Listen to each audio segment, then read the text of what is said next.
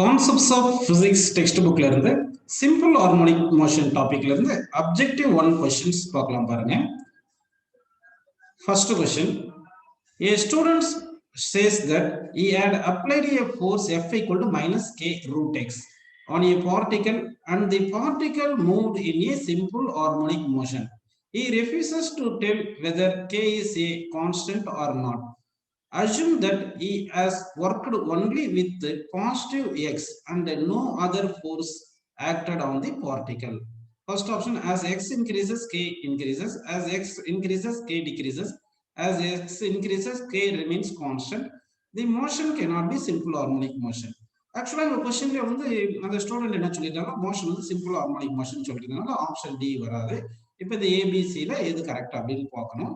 இப்போ வந்து simple harmonic motion, ஒரு பார்ட்டிகல் வந்து சிம்பிள் ஹார்மோனிக் மோஷன் வந்து எக்ஸிபிட் பண்ணணும்னா அந்த ஃபோர்ஸ் இஸ் ஈக்குவல் எப்படி இருக்கும்னா minus of certain constant into x அப்படின்னு இருக்கணும், எக்ஸ் பவர் 1ன்னு இருக்கணும். அதாவது force should vary linearly with displacement but opposite direction அப்படின்னு இருக்கணும். சரிங்களா? அப்போ வந்து நமக்கு இருக்கிற equation simple harmonic motion exhibit பண்ற ஈக்குவேஷன் வந்து F is equal minus C x dash எடுத்துக்கலாம். சி என்றது இந்த கான்ஸ்டன்ட் ப்ரொபோர்ஷனாலிட்டி கான்ஸ்டன்ட் எடுத்துக்கணும். அவங்க கொடுத்த ஈக்குவேஷன்ல இந்த இங்க பாருங்க k இன்டு ரூட் எக்ஸ் இருக்கு இல்லையா, k இன்டு ரூட் எக்ஸ் பிளேஸ்ல என்ன பண்ணணும்னா சி எக்ஸ்ன்னு போடணும். அப்போ k into root x is equal to C into x அப்படின்னு போட்டுக்கணும். இப்போ இந்த எக்ஸையும் இந்த ரூட் எக்ஸையும் இந்த எக்ஸையும் கேன்சல் பண்ணா ரூட் எக்ஸ் அப்படின்னு கிடைக்கும். அதனால k இஸ் ஈக்குவல் என்ன வந்திருக்கு பாத்தீங்கன்னா c டைம்ஸ் ஆஃப் ரூட் எக்ஸ்னு வருது. இந்த c வந்து கான்ஸ்டன்ட், அப்போ k வந்து டைரக்ட்லி ப்ரொபோர்ஷனல் டு ரூட் எக்ஸ்னு கிடைச்சிருக்கு. k directly proportional to root x இருக்கு. அப்போ எக்ஸ் இன்க்ரீஸ் ஆனா k என்ன ஆகும்னா இன்க்ரீஸ் ஆகும். So as eggs increases k increases அப்படின்னு நம்ம இந்த ஃபர்ஸ்ட் கொஸ்டினுக்கு ஆப்ஷன் ஏ கரெக்டான ஆன்சர் அப்படின்னு நம்ம எடுத்துக்கணும். நெக்ஸ்ட் கொஸ்டின் போலாம் பாருங்க. The time period of a particle in simple harmonic motion is equal to the time between consecutive appearance of the particle at a particular point in its motion. This point is அப்படின்னு கேட்டிருக்காங்க. இப்போ நம்ம என்ன பண்ணலாம்னா, இப்போ இந்த இதுதான் simple harmonic motion, linear simple harmonic motion. இது மீன் பொசிஷன், இது ஒரு எக்ஸ்ட்ரீம் பொசிஷன், எங்கிட்ட ஒரு எக்ஸ்ட்ரீம் பொசிஷன் அப்படின்னு எடுத்துங்க, நெகட்டிவ் எக்ஸ்ட்ரீம் பொசிஷன். இப்போ தான் நம்ம என்ன பண்ணோம்னா மீன் பொசிஷன்ல இருந்து இப்படி டிராவல் ஆகிற மாதிரி எடுத்துட்டோம்னா போயிட்டு எக்ஸ்ட்ரீம் பொசிஷன் போய் திருப்பி மீன் பொசிஷனுக்கு வரதுக்கு டைம் பீரியட் வந்து இந்த டைம் டேக்கன் வந்து of of the time period வரும். Consecutive appearance in mean position அப்படின்னு சொல்லிட்டாங்க. அதனால இந்த மீன் பொசிஷனுக்கு எடுக்கக்கூடாது. இதே எக்ஸ்ட்ரீம் பொசிஷன்ல இருந்து நம்ம எடுக்கிறோம்னு வச்சுக்கோங்க, எக்ஸ்ட்ரீம் பொசிஷன்ல இருந்து மீன் பொசிஷன் போயிட்டு நெகட்டிவ் எக்ஸ்ட்ரீம் பொசிஷன் போயிட்டு திருப்பி மீன் பொசிஷன் வந்து நெகட்டிவ் பாசிட்டிவ் எக்ஸ்ட்ரீம் பொசிஷன் வருது இல்லையா. ஸோ இப்படி வரும்போது என்ன ஆகுதுன்னா கம்ப்ளீட் ஒரு ஆசிலேஷன் வருது. அப்போ வந்து என்ன இது டைம் பீரியட் அப்படின்னு எடுத்துக்கலாம். ஸோ அப்படின்னா பார்ட்டிகல் வந்து appearance consecutive appearance and extreme position இருக்கு இல்லையா, இதுக்கு தான் டைம் பீரியட் டி அப்படின்னு எடுத்துக்கணும். ஏன்னா மீன் பொசிஷன் எடுத்தா ஆஃப் ஆஃப் தி டைம் பீரியட்ல திருப்பி மீன் பொசிஷன் வந்துருது. அதனால மீன் பொசிஷன் எடுக்கக்கூடாது. வேற எந்த பாயிண்ட் எடுத்தாலும் சரி, டிஃப்ரெண்ட் டைம் இன்டர்வல்ல சப்போஸ் இந்த பிட்வீன் மீன் பொசிஷன் எக்ஸ்ட்ரீம் பொசிஷன் எடுக்கலாம் பாருங்க. பாயிண்ட் ஏ இங்க இருந்து எக்ஸ்ட்ரீம் பொசிஷன் போயிட்டு திருப்பி அந்த பாயிண்ட் ஏக்கு கொஞ்சம் டைம்லயே வந்துருது இல்லையா பார்ட்டிகல். அதனால வந்து எக்ஸ்ட்ரீம் பொசிஷன்ல 2 டிஃபரெண்ட் இன்ஸ்டன்ட்ல வரும் இல்லைங்களா, அந்த டிஃபரெண்ட் இன்ஸ்டன்ட்டுடைய டைம் இன்டர்வல் தான் டைம் பீரியட் அப்படின்னு எடுக்க முடியும். அதனால ஆப்ஷன் பி வந்து கரெக்டான ஆன்சர் எடுத்துக்கலாம். நெக்ஸ்ட் क्वेश्चन பாருங்க. The time period of a particle in simple harmonic motion is equal to the smallest time between the particle acquiring a particular velocity v அப்படின்னு சொல்லியிருக்காங்க. The value of v is அப்படின்னு சொல்லியிருக்காங்க. இப்போ வந்து பாத்தீங்கன்னா இப்போ இது வந்து இங்க என்ன பண்ணலாம்னா, இங்க இது வந்து ஒரு மீன் பொசிஷன் அப்படின்னு எடுத்துங்க, இது எக்ஸ்ட்ரீம் பொசிஷன் எடுத்துங்க, இது ஒரு நெகட்டிவ் எக்ஸ்ட்ரீம் பொசிஷன் எடுத்துங்க. இப்போ நம்ம சப்போஸ் ஒரு பாயிண்ட் இங்க ஏன்னு எடுக்கிறோம்னு வச்சுக்கோங்க, பிட்வீன் மீன் பொசிஷன் எக்ஸ்ட்ரீம் பொசிஷன். அதே மாதிரி between negative extreme position and mean position ஒரு பாயிண்ட் எடுத்திருந்தீங்கன்னா, அது மீன் எடுத்திருந்தீங்கன்னா இந்த பாயிண்ட் ஏல இருக்கிற வெலாசிட்டி இப்படி மூவ் ஆகுதுன்னு வச்சுக்கோங்க. இந்த வெலாசிட்டியை வந்து திருப்பி என்ன ஆயிருக்கும், இப்படி இங்க போகும்போது பாயிண்ட் மீது அதே வெலாசிட்டி வந்துருக்கும். அப்போ இது வந்து டைம் பீரியட்னு வந்திருக்காது. அதே மீன் பொசிஷன் வந்து எடுத்துட்டோம்னா இப்படி பாருங்க, மீன் பொசிஷனுக்கு போகும்போது இங்க மேக்ஸிமம் வெலாசிட்டி இருக்கு இல்லையா, இந்த மேக்ஸிமம் வெலாசிட்டி இப்படி போயிட்டு திருப்பி ரிட்டர்ன் வரும்போது ஆப்போசிட் டைரக்ஷனுக்கு, அதனால அதே வெலாசிட்டி வருது. திருப்பி போயிட்டு இப்படி ரிட்டர்ன் வரணும் மீன் பொசிஷனுக்கு, இப்படி வரும்போது தான் சேம் வெலாசிட்டி வருது. அப்போ மீன் பொசிஷன்ல இருக்கிற வெலாசிட்டி வந்து திருப்பி ஆஃப்டர் டைம் பீரியட்ல அதே வெலாசிட்டி அந்த பாயிண்ட்டுக்கு வரும். மற்ற பாயிண்ட்லாம் டிஃபரெண்ட் இன்டர்வல்லயே வந்து அந்த சேம் வெலாசிட்டி வந்துடும். எக்ஸாம்பிள் ஏல இருந்து பி போகும்போது ஏலையும் பிலையும் same velocity, A and B are same distance from mean position எடுத்திருந்தா.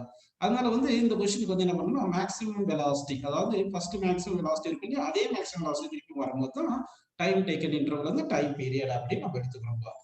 நெக்ஸ்ட் கொஸ்டின் பாருங்க. The displacement of a simple particle in simple harmonic motion in one time period is அப்படின்னு கேட்டிருக்காங்க. அப்போ வந்து ஒன் டைம் பீரியட்ல வந்து சப்போஸ் இதுதான் வந்து மீன் பொசிஷன், இது எக்ஸ்ட்ரீம் பொசிஷன், இது நெகட்டிவ் எக்ஸ்ட்ரீம் பொசிஷன் எடுத்துட்டோம்னா distance between mean position and extreme position வந்து ஆம்ப்ளிடியூட், அதே மாதிரி negative extreme position to mean position amplitude வரும். ஆனா டிஸ்பிளேஸ்மெண்ட் ஒரு டைம் பீரியட்ல பார்த்தா மீன் பொசிஷன்ல ஸ்டார்ட் பண்ண மாதிரி அஸ்யூம் பண்ணிக்கலாம். இப்படி போயிட்டு இப்படி வந்துட்டு திருப்பி அதே பாயிண்ட்டுக்கு வந்துடும் இல்லைங்களா? அப்போ displacement initial point and final point one time period வந்து கோயின்சைட் ஆகிறதுனால டிஸ்பிளேஸ்மெண்ட் வந்து 0 அப்படின்னு நமக்கு கிடைக்கும் ஒன் டைம் பீரியட்ல. அதனால ஆப்ஷன் வந்து ஃபோர்த் ஆப்ஷன் கரெக்ட்னு எடுத்துக்கலாம். அடுத்த கொஸ்டின் பாருங்க. Fifth question, the distance moved by a particle in simple harmonic motion in one time period அப்படின்னு கேட்டிருக்காங்க. டிஸ்டன்ஸ் என்ன பண்ணா total path length cover by an object அப்படின்னு எழுதணும். இப்போ மெயின் பொசிஷன் டு இது எக்ஸ்ட்ரீம் பொசிஷன் கரெக்டுங்களா? இங்க ஒரு negative extreme position. Distance between mean position and extreme position வந்து ஆம்ப்ளிடியூட், அதே மாதிரி distance between negative extreme position mean position வந்து ஆம்ப்ளிடியூட் வரும். அப்போ மீன் ஒரு டைம் பீரியட் மீன் பொசிஷன் வந்து எக்ஸ்ட்ரீம் பொசிஷன் போகும்போது இது ஒரு ஆம்ப்ளிடியூட் ஏ அளவு டிராவல் பண்ணிருக்கு. திருப்பி extreme position to mean position இன்னொரு ஆம்ப்ளிடியூட் ஏ அளவு டிராவல் பண்ணுது. திருப்பி நெகட்டிவ் எக்ஸ்ட்ரீம் பொசிஷன் போகும்போது ஒரு ஏ ஆம்ப்ளிடியூட் டிராவல் பண்ணியிருக்கு. அகைன் திருப்பி மீன் பொசிஷன் வரும்போது ஒரு ஏ ஆம்ப்ளிடியூட் டிராவல் பண்ணியிருக்கு. அப்படின்னா ஒரு டைம் பீரியட்ல எவ்வளவு டிஸ்டன்ஸ் டிராவல் பண்ணியிருக்கோம்? 4a distance travel பண்ணியிருக்குப்பா. அப்படின்னா வந்து டிஸ்டன்ஸ் டிராவல் இன் simple harmonic motion during one time period வந்து பாத்தீங்கன்னா 4a அப்படின்னு நமக்கு ஆன்சர் கிடைச்சிருக்கு. நெக்ஸ்ட் கொஸ்டின் பாருங்க. The average acceleration in one time period in a simple harmonic motion is டேஷ்னு கேட்கறாங்க. அதாவது ஆவரேஜ் ஆக்சலரேஷன் அப்படி இருக்கும்போது the total change in velocity by total time taken போனா அப்ப மீன் பொசிஷன் இது எக்ஸ்ட்ரீம் பொசிஷன் இது நெகட்டிவ் எக்ஸ்ட்ரீம் பொசிஷன் போட்டு பாருங்க. இப்போ வந்து மீன் பொசிஷன்ல வெலாசிட்டி இந்த டைரக்ஷன்ல இருக்குன்னு வச்சுக்கோங்க. சும்மா v maxன்னு எடுத்துங்க. இதான் இனிஷியல் வெலாசிட்டி எடுத்துட்டீங்கன்னா அப்போ வந்து ஒரு டைம் பீரியட்ல இப்படி போயிட்டு திருப்பி அதே பாயிண்ட்டுக்கு வந்துடும். அதே பாயிண்ட் வரும்போது அதே இனிஷியல் வெலாசிட்டி இருந்துச்சு, அதே தான் ஃபைனல் வெலாசிட்டி இருக்கும். அப்போ இனிஷியல் வெலாசிட்டியும் final velocity equal, that is equal maximum velocity வந்துருது. அப்படின்னா சேஞ்ச் இன் வெலாசிட்டிக்கு என்ன பண்ணுறோம்னா v மைனஸ் u ரெண்டுமே v max minus v max தான் வருது, தட் இஸ் ஈக்குவல் டு 0 வந்துருது.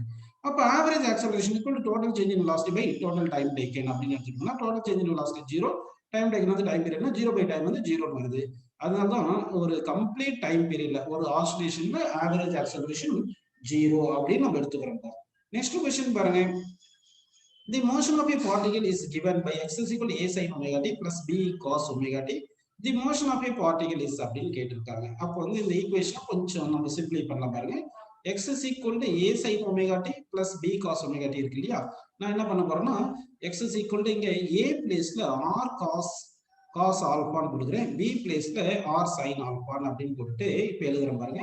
இங்க a பிளேஸ்ல r cos alpha into sin omega t அப்படி எழுதிட்டு பிளஸ் b பிளேஸ்ல r sin ஆல்பான்னு போட்டுட்டு r sin ஆல்பா போட்டு cos omega t போட்டுக்கிறேன். ஓகேங்களா? அப்படி போடும்போது இங்க என்ன காமன் எடுக்கலாம்? r காமன் எடுத்துக்கலாமா? அப்போ cos alpha sin omega t plus sin alpha cos omega t இருக்கு. அப்படின்னா இது எந்த ஃபார்முலால இருக்குன்னு எடுத்துக்கலாம்னா sin a cos b அடுத்து cos a sin b ஃபார்முலால இருக்கு. அப்போ r into sin a plus b sin omega t plus alpha அப்படின்னு இருக்கு அப்படின்னு எடுத்துக்கலாமா? அப்போ டிஸ்பிளேஸ்மெண்ட் வேரி சைன் ஃபங்க்ஷன்ல இருக்கு. ஓகேங்களா? சரி, அப்படின்னா சிம்பிள் ஹார்மோனிக் மோஷன் அப்படின்னு நம்ம எடுத்துக்கலாம். இப்போ இந்த ஆர் வேல்யூ எவ்வளவு பாத்தீங்கன்னா இந்த first equation second equation square பண்ணி ஆட் பண்ணுங்க. அப்போ 1 ஸ்கொயர் பிளஸ் 2 ஸ்கொயர் ஆட் பண்ணீங்கன்னா என்ன கிடைக்கும் பாருங்க. a square plus b square is equal to r square cos square alpha plus r square sin square alpha. r square common எடுத்துட்டீங்கன்னா இந்த cos square alpha plus sin square alpha வந்து 1 நமக்கு வந்துடும். கரெக்ட்டுங்களா? அப்ப இது 1 போட்டோம்னா அப்போ r ரூட் எடுத்துட்டீங்க, r equal to root of a square plus b square னு வந்துருது. ஓகேங்களா? அப்ப இந்த டிஸ்பிளேஸ்மென்ட் ஈக்குவல் என்ன பண்றோம்? root of a square plus b square is into sin of omega t plus alpha அப்படின்னு எடுத்துக்கிறோம்னா அப்போ டிஸ்பிளேஸ்மென்ட் மேக்ஸிமம் டிஸ்பிளேஸ்மென்ட் ஆம்ப்ளிடியூட் இந்த sin வேல்யூ 1 னு போட்டோம்னா maximum value of sin is 1. அப்ப இந்த டிஸ்பிளேஸ்மென்ட் மேக்ஸிமம் வேல்யூ வரும், இதுதான் ஆம்ப்ளிடியூட் னு வருது. அப்படினா it undergoes simple harmonic motion with amplitude of a square plus square root of a square plus b square அப்படின்னு நம்ம ஆன்சர் எடுத்துக்கலாம். ஓகேங்களா? So fourth option correct. Next question பாருங்க. The displacement of a particle is given by r is equal to a into I cos omega t plus j sin omega t. The motion of the particle is அப்படின்னு கேட்டிருக்காங்க. இப்போ நம்ம என்ன பண்ணலாம்னா r is equal to a into I cos omega t plus j sin omega t தான கொடுத்திருக்காங்க.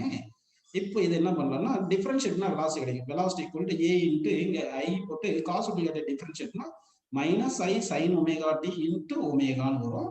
plus j sin omega t differentiate j into cos omega t sin omega t differentiate cos omega t into omega ன்னு வரும்.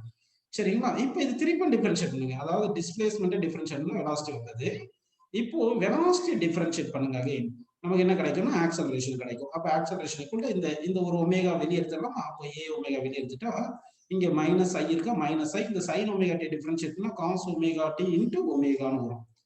அடுத்து plus இங்க j into cos omega t இருக்கு. j into cos omega t differentiate பண்ணா minus sin omega t into ஒமேகான்னு வருது. கரெக்ட்டுங்களா? சரி. அப்ப ஆக்ஸலரேஷனுக்கு என்ன வந்து பாருங்க. இப்போ இங்க ஒரு மைனஸ் இங்க ஒரு மைனஸ் காமன் எடுத்துக்கலாம். மைனஸ் a அடுத்து ஒரு ஒமேகா இருக்குனால ஒமேகா ஸ்கொயர் காமன் எடுத்துட்டீங்கன்னா அப்ப என்ன இருக்கு பாருங்க cos ஒமேகா t கரெக்ட்டுங்களா?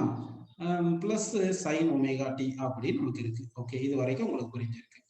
சரி. இப்போ என்ன பண்ணலாம்னா இந்த வெலாசிட்டி ஈக்குவேஷன் 1 ன்னு வச்சுக்கிட்டு ஆக்ஸலரேஷன் ஈக்குவேஷன் 2 ன்னு வச்சுக்கிட்டு ஈக்குவேஷன் வெலாசிட்டியும் அதாவது 1யும் 2யும் மல்டிப்ளை பண்ணலாம். 1யும் 2 மல்டிப்ளை பண்ணீங்கன்னா a into v a into v போட்டா இங்க ஆல்ரெடி ஒரு a இருக்கு. இந்த ஒரு ஒமேகா ஒன்று இருக்கு. அந்த ஒமேகா இந்த ஒரு ஒமேகா வெளியே எடுத்துக்கலாமா? a ஒமேகா இந்த ஆக்ஸலரேஷன்ல ஒரு a ஒமேகா ஸ்கொயர் இருக்கு. அதெல்லாம் வெளியே இருக்கட்டும்பா. இப்போ பிராக்கெட்டுக்குள்ள என்ன இருக்குன்னா இங்கே minus i sin omega t minus i sin omega t plus cos omega t இருக்கா? சரி. இது இப்போ என்ன பண்ணலாம்? இது வந்து நம்ம டாட் ப்ராடக்ட்டே பண்ணலாம். அதாவது என்ன பண்ணிரலாம்னா dot product first equation second equation dot product பண்ணிக்கலாம். அப்போ டாட் ப்ராடக்ட் பண்ணியிருந்தா a டாட் v அப்படின்னு நம்ம எழுதியிருக்கோம். கரெக்டா? a டாட் v இல்லைன்னா நம்ம என்ன பண்ணலாம்னா v டாட் a கூட எழுதிக்கலாம். ஓகேங்களா? a டாட் v equal v dot e. அதனால v ஃபர்ஸ்ட் எழுதிட்டு அடுத்து a எழுத போறேன். a வந்து இங்க cos omega t plus sin omega t. cos omega t இங்க i ஒன்று இருக்கா? இங்க i இது j இருக்கு j போடலாம். cos omega t plus sin omega t ன்னு போட்டுட்டேன். ஓகேங்களா? சரி. இப்போ இங்க டாட் வைக்கிறேன். சோ இங்க பாருங்க இங்க i இருக்கு இல்லையா? i இங்க j. ஓகேங்களா? j. இப்போ i டாட் i 1 வந்துருமா? அப்ப என்ன வருது பாருங்க இந்த a ஸ்கொயர் ஒமேகா கியூப் போட்டுட்டு இங்க மைனஸ் i டாட் i வந்து 1 வந்துட்டு இந்த sin omega t into cos omega t minus sin omega t cos omega t. கரெக்ட்டுங்களா? sin omega t cos omega t வரும். திருப்பி இந்த i டாட் j பண்ணா இங்க 0 ஆயிரும். அதனால விட்டுருங்க. அடுத்து இந்த இங்க j இருக்கு பாருங்க. இந்த வெலாசிட்டி இருக்கிற இடத்துல j இருக்கு இல்லையா? அந்த j இங்க போட்டு j டாட் i 0 ஆயிரும். அதனால இந்த j டாட் j பண்ணணும். அப்படி பண்ணா என்ன வரும் சொல்லுங்க? j டாட் j வரும். So cos omega t into sin omega t ன்னு வருது. கரெக்ட்டுங்களா? சோ இப்போ இது வந்து என்ன ஆயிருது? இந்த வேல்யூ 0 வந்துருது. அப்படின்னா ஆக்ஸலரேஷன் டாட் வெலாசிட்டி வந்து 0 வந்துருச்சு இல்லைங்களா? அப்ப a டாட் v 0 வந்துச்சுன்னா ஆக்ஸலரேஷன் வெலாசிட்டி பர்பெண்டிகுலரா இருக்கு. அப்போ சென்ட்ரிபியூட் சர்க்குலர் மோஷன்ல தான் ஆக்ஸலரேஷன் டுவர்ட்ஸ் சென்டர் இருக்கும். வெலாசிட்டி டான்ஜென்டலா இருக்கும். அப்போ இது ரெண்டுமே பர்பெண்டிகுலரா இருக்கும். சோ a டாட் v 0னா a க்கும் v க்கும் ஆங்கிள் வந்து நமக்கு என்ன கிடைச்சிருச்சு? 90 டிகிரி கிடைச்சிருச்சு. அதனால இது வந்து என்ன சொல்லிடலாம்னா சர்க்குலர் மோஷன்ல இருக்கு அப்படின்னு நம்ம எடுத்துக்கலாம். ஓகேங்களா? So that third option correct. Next question பாருங்க. A particle moves on a x-axis according to the equation x is equal to a plus b sin omega t. The motion is simple harmonic with amplitude அப்படின்னு கேட்டிருக்காங்க. அதாவது வந்து இங்க particle வந்து மீன் position இருக்கிறது a பா. ஏன்னா ஒமேகா t 0 போட்டீங்கன்னா x க்கு 8 கிடைக்குது. அப்ப மீன் பொசிஷன் a ல இருந்து இந்த b வரைக்கும் போகுது. இந்த டிஸ்டன்ஸ் b அப்படின்னு எடுத்துக்கோங்க. சரி இதுன்னா இது a plus b ன்னு வச்சுக்கிட்டு இந்த எக்ஸ்ட்ரீம் பொசிஷன் இது மீன் பொசிஷன். அப்போ டிஸ்டன்ஸ் மூவ் ஆனது எவ்வளவு? a to a plus b தான மூவ் ஆயிருக்கு. ஏன்னா sin ஒமேகா t 1 போட்டா எக்ஸ்ட்ரீம் பொசிஷன் அப்ப a plus b வந்துருது. sin ஒமேகா t 0 போட்டோம்னா a ன்னு வருது. sin ஒமேகா t 0 இருக்கிற பொசிஷன் தான் மீன் பொசிஷன். sin ஒமேகா t 1 இருக்கிற பொசிஷன் எக்ஸ்ட்ரீம் பொசிஷன் எடுத்துக்கணும். அப்போ இந்த a to a plus b போகுதுன்னா இந்த டிஸ்டன்ஸ் எவ்வளவு? b. இந்த b தான் என்ன சொல்லிறோம் நம்ம? Amplitude. Distance between mean position and extreme position தான் ஆம்ப்ளிடியூட். அப்போ ஆம்ப்ளிடியூட் இஸ் ஈக்குவல் டு என்ன வந்திருக்கு பாத்தீங்கன்னா b ங்க நம்ம வந்திருக்கு. சோ தட் ஆன்சர் வந்து b அப்படின்னு நம்ம எடுத்துக்கலாம். சரிங்களா? நெக்ஸ்ட் क्वेश्चन போயிரலாம் பாருங்க. Figure represent two simple harmonic motions. அதாவது a வந்து இப்படி மூவ் ஆயிட்டு இருக்கு.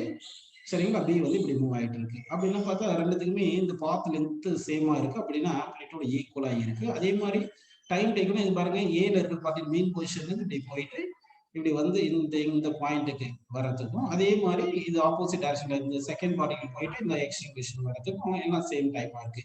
அப்போ ஆம்ப்ளிடியூட் சேமா இருக்கு, டைம் பீரியட் சேமா இருக்கு. அப்படின்னா ஃப்ரீக்வன்சி சேம். ஆங்குலர் அதாவது மேக்ஸிமம் வெலாசிட்டிக்கு என்ன formula? v is equal to omega a. Amplitude same. என்னன்னு பாருங்க இதுதான் மீன் பொசிஷன். கரெக்டா? இது எக்ஸ்ட்ரீம் பொசிஷன். அப்படி எடுத்தா ரெண்டுத்துக்குமே ஆம்ப்ளிடியூட் ஈக்குவலாவே இருக்கு.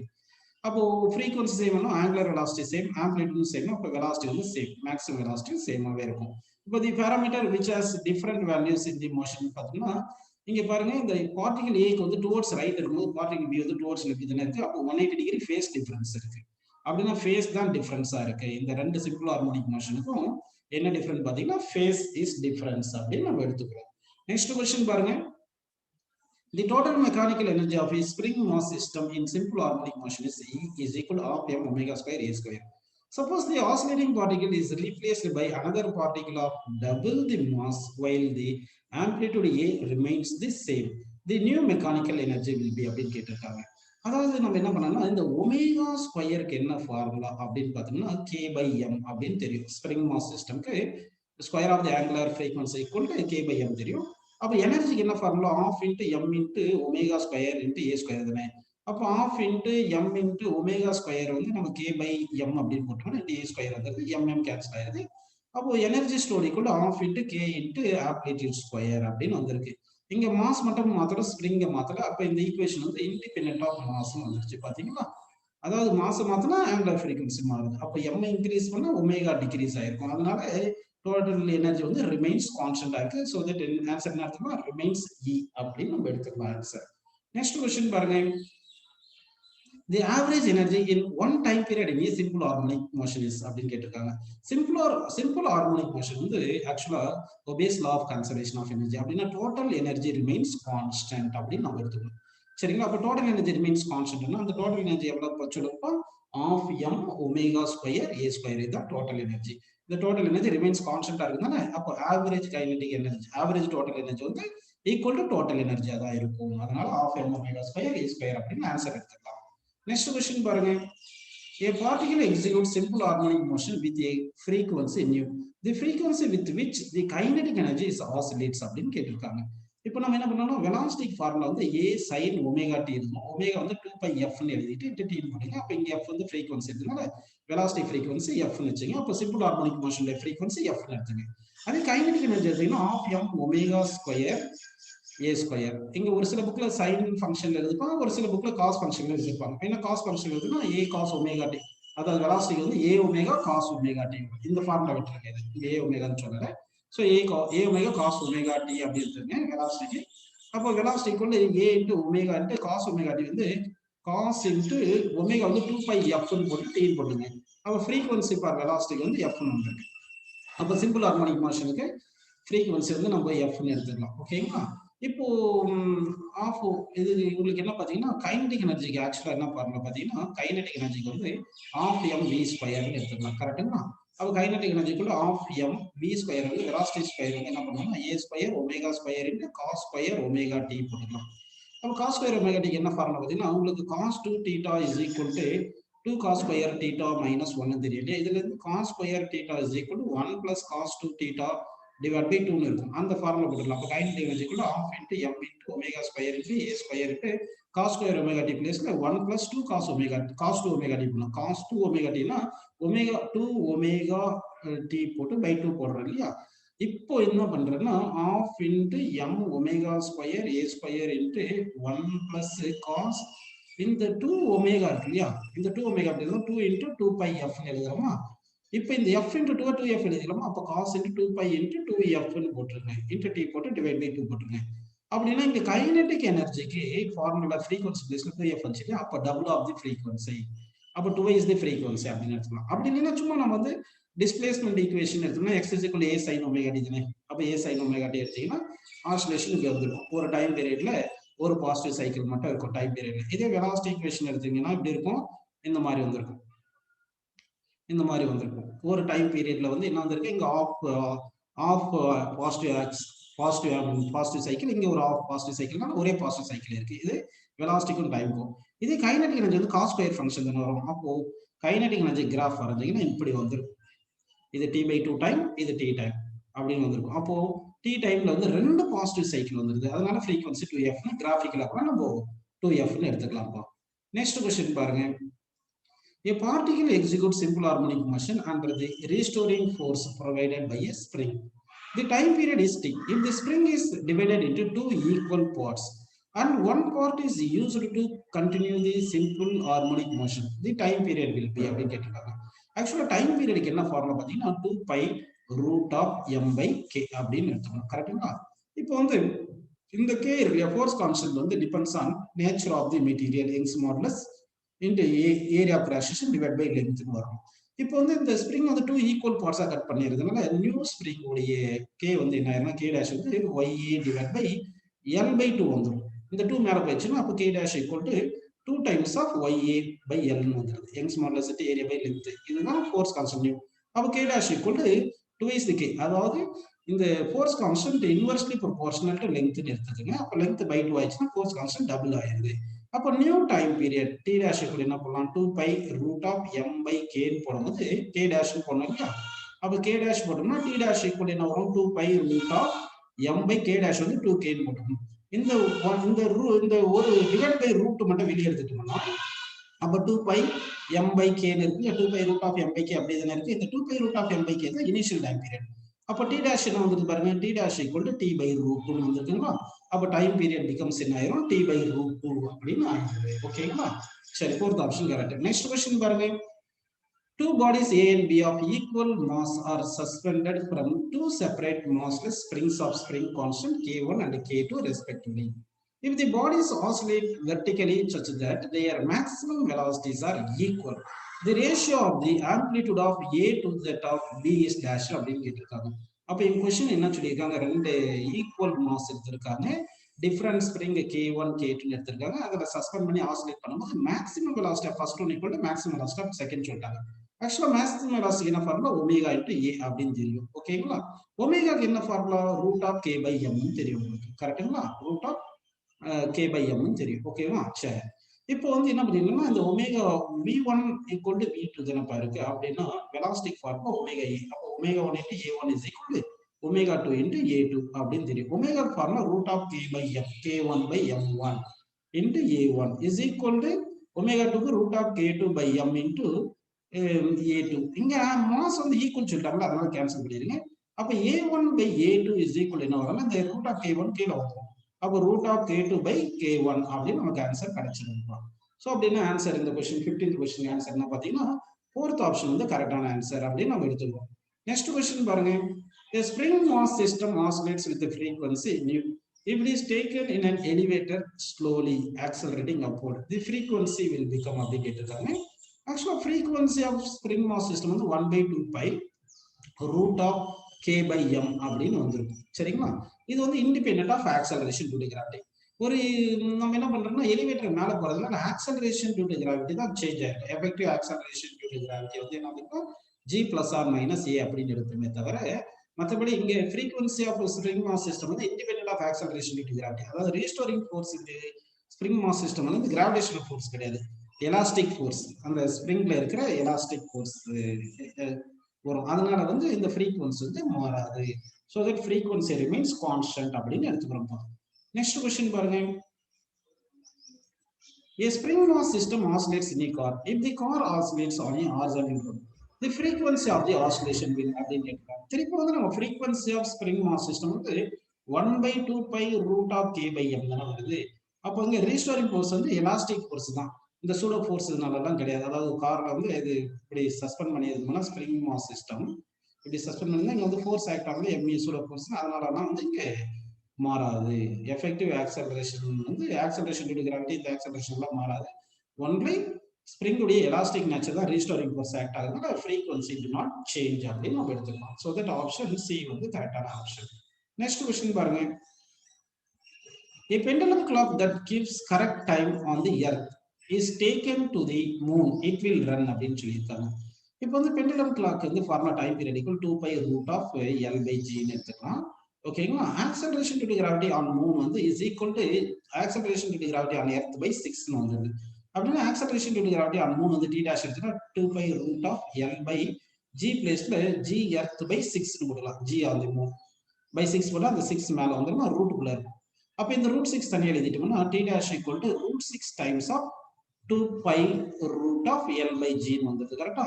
அப்ப இந்த 2 pi by root of l by g தான் time taken in the earth. அப்ப t அப்ப time taken in the moon is equal to root 6 times of time taken on the earth. அப்ப என்ன வரும், root 6 time root 6 t times எடுத்துக்கும். அப்படின்னு பார்த்தோம்னா அப்போ நிறைய டைம் எடுத்துக்கிறதுனால என்ன ஆகும், ஸ்லோவா போகுதுன்னு அர்த்தம். அப்போ root 6 times ஸ்லோயர் அப்படின்னு நம்ம எடுத்துக்கலாம். ஓகேங்களா? டைம் அதிகமா எடுத்துக்காங்க. எர்த்ல வந்து t டைம்ஸ் தான் இருக்கு, ஆனா மூன்ல இருந்து root 6 டைம்ஸ் வந்துருது இல்லையா? அப்ப வந்து அதிக டைம் எடுத்துனா ஸ்லோவா போகுது அப்படின்னு நம்ம எடுத்துக்கலாம். நெக்ஸ்ட் क्वेश्चन பாருங்க.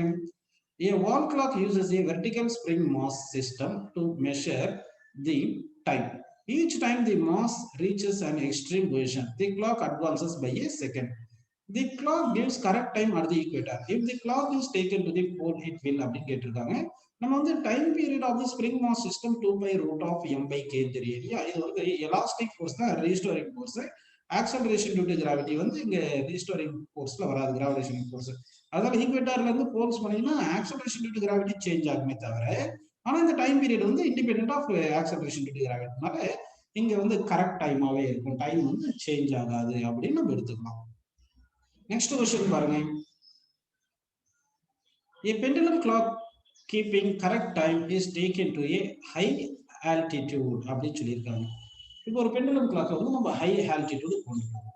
அப்படி கொண்டு போனா என்ன ஆகும்னா, அவங்களுக்கு ஜென்ரலா பாருங்க, time period of pendulum clock வந்து t = 2π√m/g அப்படின்னா இங்க ரீஸ்டோரிங் ஃபோர்ஸ் வந்து கிராவிடேஷனல் ஃபோர்ஸ் தான். அப்போ g டிபெண்ட் ஆயிருக்கு. அப்போ ஆல்டிடியூட் போனா என்ன ஆகும், h ஹைட்டுக்கு போனா என்ன ஆகும், g வந்து டிக்ரீஸ் ஆகும். அப்போ g டிக்ரீஸ் ஆச்சுன்னா அதே டைம் இருக்கும்னா லெங்த் டிக்ரீஸ் பண்ணிடணும்.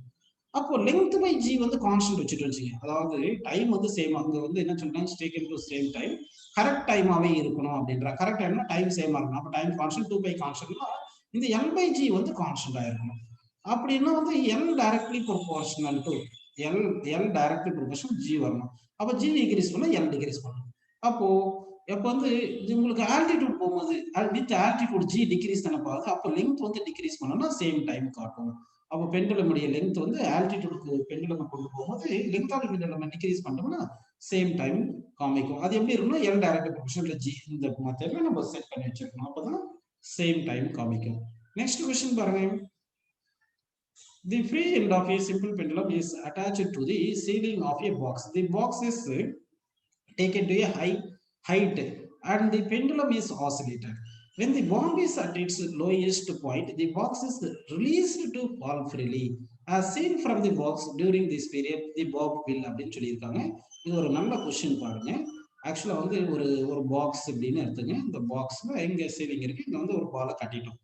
இப்போ வந்து என்ன பண்றோம்னா, அது மெயின் பொசிஷன் வரும்போது வெலாசிட்டி அதிகமா இருக்கும். இப்போ இங்க ஃப்ரீ ஃபால் ஆயிடுச்சுன்னா அப்போ a = g வந்துடும். எஃபெக்டிவ் ஆக்சலரேஷன் டியூ டு கிராவிட்டிக்கு நமக்கு என்ன ஃபார்முலா தெரியும்னா g - a அப்படி தானே டவுன்வர்ட் மோஷனுக்கு. அப்போ a + g போட்டா g - g வந்து என்னது 0 வந்துருது. கரெக்ட்டுங்களா? அப்படின்னா எஃபெக்டிவா வந்து புல்லிங் ஃபோர்ஸ் வந்து கிராவிடேஷன் ஃபோர்ஸ் வந்து 0 வந்துடும். அப்போ இங்க டென்ஷன் ஃபோர்ஸ் மட்டும் இருக்கும். இந்த டென்ஷன் ஃபோர்ஸ் வந்து பர்பெண்டிகுலர் டு வெலாசிட்டி இருக்கு. அப்போ ஃபோர்ஸ் வெலாசிட்டி பர்பெண்டிகுலரா இருந்துச்சுன்னா அப்போ என்ன ஆகும், இது சர்க்குலர் பாத்ல மூவ் ஆகும். So that we will go in a circular path. அப்படின்னு நம்ம இந்த क्वेश्चन ஆன்சர் ஆப்ஷன் சி கரெக்ட்னு எடுத்துக்கலாம்.